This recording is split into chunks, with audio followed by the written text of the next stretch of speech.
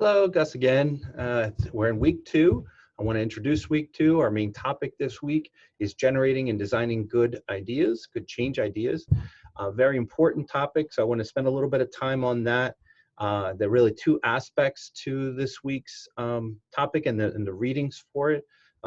Generating good ideas, right? So making sure that you are tackling the right organizational need is really critical. And then once you are sure that you are tackling the right need and you understand the need, the problem, so forth, well enough, then designing a really effective change idea is another important part. So really it's 2 sets of decisions that you have to make. One is about, are we tackling the right thing? And second, how do we go about tackling it? So we're going to talk about that, and we'll be crossing over between your readings and your team project assignments and things like that. As I introduce this and throughout the week. So I'm going to share my screen because I'd like to pull in the, give me one sec here, make sure I got the right screen. Multiple monitors going on here. So on screen, you should see the project template and job aid. So this is a real important file that you and your team, project team, are going to be using throughout the semester. I've already shared with you the organizational change journey. We talked through that. In earlier videos, talked about this perceived need, right? And the perceived need versus the actual need, right? And that's going to require some needs analysis. And so I'm going to talk a little bit about the needs analysis section of the document, and we'll also talk a little bit about the solution design section of the document. But I'm going to start with slide 15, which is really the end of this first phase of the course and of your team project, which is where you're going to be presenting your business case proposal as a team. And so in order to be able to present your business case proposal, you need to have an organization, a real world organization that you've identified, and a real world organizational need that you're going to be tackling through your change project. So that you're going to need to have that, and you're going to need to, if you haven't already, make sure that you and your team meet in week 2 and nail that down. So once you've nailed that down, there's a bunch of work that you're going to do in order to put your business case together. Now, so I want to go over this proposed agenda. You know, you don't have to follow this agenda exactly, but this is what I'm looking for from your business case presentation. So some sort of an introduction that gives us a sense of what is the client, the organization that you're working with, the organizational need. How did the perceived need come up? Some sort of a maybe an executive summary that just sort of summarizes your business case. But the details then of the business case are going to include your problem definition. So what is the problem exactly? Summarize what the current state is. And if you have data, include your data, quantitative data, even qualitative data, input from people you've talked to, senior stakeholders, whatever, people who are feeling the problem. What are they saying about it? So give us a sense of what the problem is. The impact analysis, what's the impact on the organization? How is it hurting the organization that we have this problem? Is it holding it back from making money, from providing the right services, the right quality, the right speed, creating a good environment for people to be at their best? Like what is it that it's actually impacting? Because if it has no impact or not a significant impact, then really why are we doing all this, right? So the whole reason why you would go and try to tackle some sort of problem is because there's some impact felt in the organization. So what is it? Then the root cause analysis. So if they're assuming that there is an impact, it's hurting the organization, what are we going to need to solve in order to be able to fix it? And so the root cause analysis is a way of trying to figure out what are the symptoms of the problem, and what are the causes of those symptoms. Much like a physician would try to figure out what the underlying root cause for your issues are, right? Maybe you've suddenly gained a lot of weight, your complexion's off, you're losing your hair, whatever's happening, right? There's some sort of an apparent problem, and there's some sort of an impact to your health. And so your physician is trying to help figure out what is the root cause there, what's the underlying disease, that if we can treat that, we'll make all those symptoms go away. And so that's what we're trying to figure out here in our root cause analysis. So make sure that you are addressing that in your presentation, that you've thought through that and you've figured out what the root cause is, or what you believe to be the root cause. You have a good rationale for that. And then once you've done that, then you need to define your solution. So how are you going to address that root cause? And that solution has to map to your root cause, right? If you come up with a solution, a treatment, if the physician gives you a treatment, a prescription for something that doesn't actually address the root cause, you're going to be like searching for a new physician, right? Because it's not really helping you. So you really need the treatment, or the solution in this case, the change idea, to address the need, right? If it doesn't address the need, then what are we doing over here, right? And then in number 7 there, the program components. So just break down then what specifically are you going to be changing in order to bring about this change in the organization. Maybe you're going to be introducing new IT systems, new processes, new values, and some sort of new way of thinking of things, or new way of doing things, some sort of an initiative that's going to be made up of some different parts. So that's what we want to see there, is what is that change initiative that you're going to be introducing into the organization to address the need and its root causes. And then the last thing on here is the ask. What are you going to ask for from your stakeholders, right? From your sponsors in particular. You're presenting this business case, not to me per se, but to your business sponsors. They're the ones who are going to give you the funding, the support, the approvals, and so forth that you're going to need in order to move forward. So what specifically do you need from them? What's the commitment that they're going to make when they say yes and give you the green light? So those are the things we're looking for in that, in terms of an agenda for that business case presentation. You see this little 3-legged stool on the right-hand side. This is central to how you're going to be graded. There's an organizational need. There's a set of causes and a root cause at least. And there's some sort of an effective solution that is designed to address that root cause, to address the problem, right? And if your solution doesn't address the root cause, it won't address the organizational need. So those 3 things have to be there, right? There has to be an organizational need, there has to be a root cause, and there has to be a solution. If those 3 elements are not part of your business case proposal, you're just not going to be able to really present a compelling case. So make sure that those 3 elements are in there and that they all tie together in a tight, rational argument that you're making, preferably supported with some data, support it with whatever you can support it, some evidence to make your argument compelling enough that your sponsors are going to say, yes, we have to do this, we have to do it now, and what you're proposing is the right thing to do, so let's go for it. That's the kind of enthusiastic response you want from your sponsors afterwards. So that's what you're shooting for.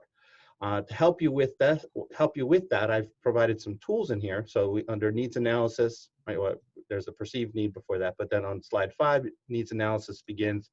And then you have some worksheets that ask you some questions to help you think through what is the need, what does it look like, what's the impact, and what are the root causes, or what is the root cause, right? And here you're pulling apart the layers of this onion and trying to identify symptoms of the problem, and then what are the causes of those symptoms, and then from those causes you figure out which is the most critical cause, right? The one that's really driving all the other causes, and that's your root cause.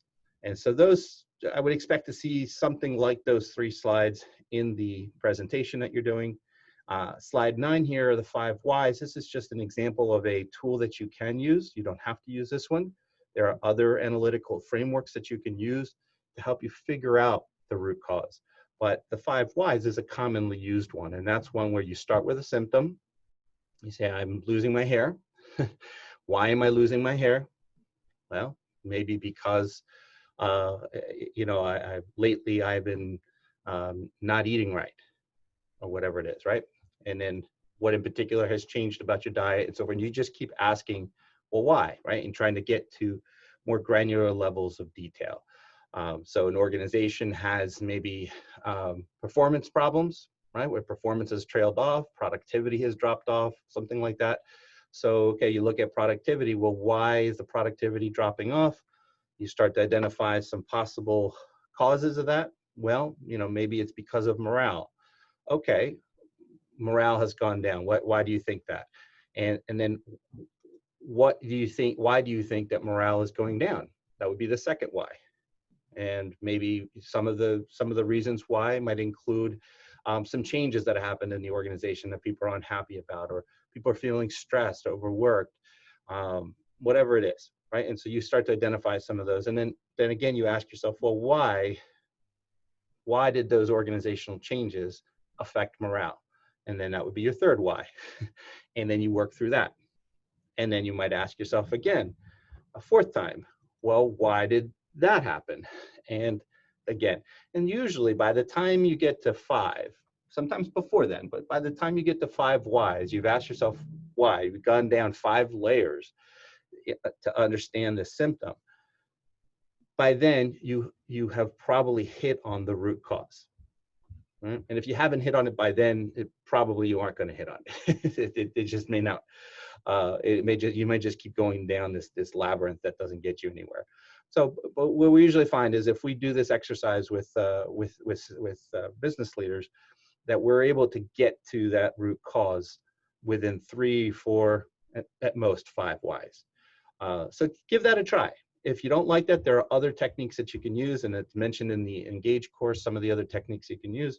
And of course, you're welcome to use your own. But the important thing is that you do this analysis to try to understand and figure out what the root cause is. Because if you don't do that and you don't have some support for it, some rationale, you're not going to be able to make a compelling argument.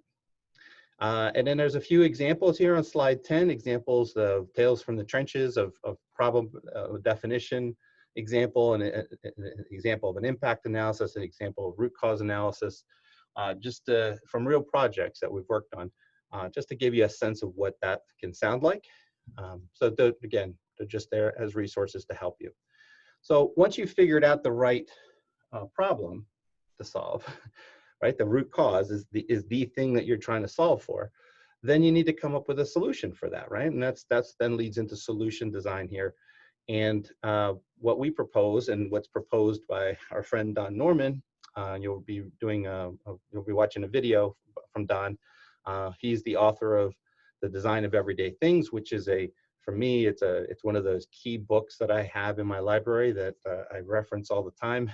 And really, anybody who does design of any sort, whether you're designing a product, you're designing a process, you're designing change solutions, whatever you're designing, the basic concepts of design are the same, and the best practices around design thinking as a process are roughly the same. So you would do well by going out and buying that book as a supplemental optional reading book.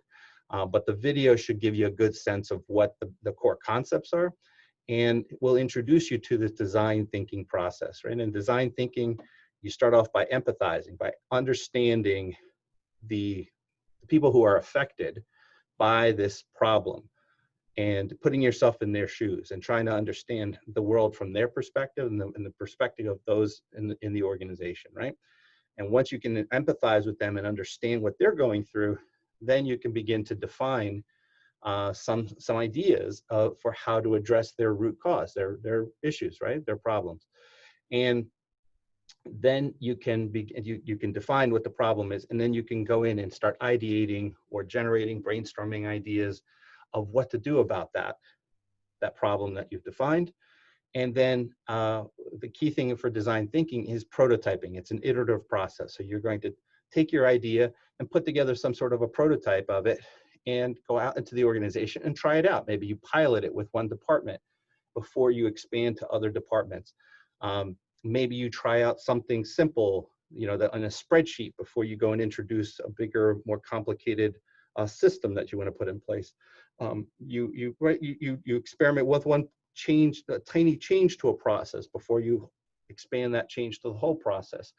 Whatever it is, you start small, you try it out, you get feedback, you test it, see how it works, and you make adjustments. And if you do that a few times, you will find that your solution gets better and more refined, and is more likely to address the root cause and therefore address the organizational need. So we do that. We can apply that to the design of a smartphone, to the design of processes, to the design of systems, and in our case, to the design of a change idea. So what is the change? Come up with a change. I want to put in a new leadership development program because I feel like that's going to address this set of root causes. And that leadership development program is going to consist of these elements. And now I go out and I test that idea. You know, maybe it's go out and do a focus grouping and present your ideas to a group of people and see what feedback they have for you. Maybe it's actually running some small version of that leadership development program in your next iteration and getting some feedback on that, right? It's about iterating and getting feedback and incorporating that feedback into your next version of it, so that maybe 3 or 4 or 5, 6 versions down the road, you actually have hit on the right design, the best possible design that is going to get you the best impact for your organization. So a great tool. Design thinking is a great tool. If you haven't been exposed to it before in other classes or at work, this is a great opportunity to learn it. It's a great tool that you'll be able to use in many different ways. So you come up with this idea, you've iterated it. Then slide 13 just asks you to define what that idea is, right? Slide 12 is really just about defining the process. How are you going to do these things? And 13 is about what is the idea that you've come up with and that you are refining. And then 14 just asks you to break those down into their individual components. I'm going to have a leadership development program, and as part of that, I'm going to have some way of assessing people who should be in the leadership development program. I'm then going to have a curriculum that people go through, and then I'm going to have a mentoring program. That's one of the components of this leadership development program. I'm going to have a coaching component to it. I'm going to have some sort of a team-based assignment that's going to be a component to it. So what are the different components that make up that overall change that you're trying to bring about? So that through that process, you are defining what the change is and refining the design as you go, right? And as you and your team discuss it and you work through it, and maybe you get input from other people, you're going to be able to refine that design of that and these components. So that's the project. It's important that you and your team start talking about it. If you haven't, nail some of these things down. Figure out how you can collect some data, how you can some quantitative data or qualitative data, but start getting some input to feed the mechanism, if you will, of design. Feed your brains, feed your discussions and your brainstorming, so that you are coming up with something good. All right.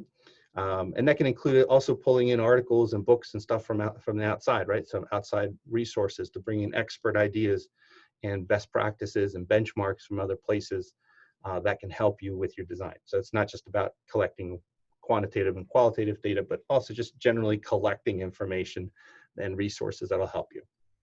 So that's the project assignment. That's how this week's readings relate to it, right? The first 3 readings have to do with decision making. You know, one is about decision making strategies, the Figliolo a course that you're going to watch. Then there's a Lean Six Sigma, which is a methodology and a set of tools that help you do quantitative analysis on things, so that you're not just relying on your own brain. You are actually collecting some real data, doing some crunching, and that's helping you get to the root causes. And then the other one, the Future Search, is a participatory technique that is commonly used to bring all the different stakeholders together, all the different parties together into a room to figure out what the problems are, what the root causes are, what the solution should be. And so 2 very different techniques. They can be used together, they can be used separately, but the point is they are different techniques that you can use to inform your design thinking and inform your change ideas, so that at the end of the day, the ideas you come up with are firmly rooted in an understanding of the root cause, the impact, and the need itself, right? What the heck is the problem, the organizational need?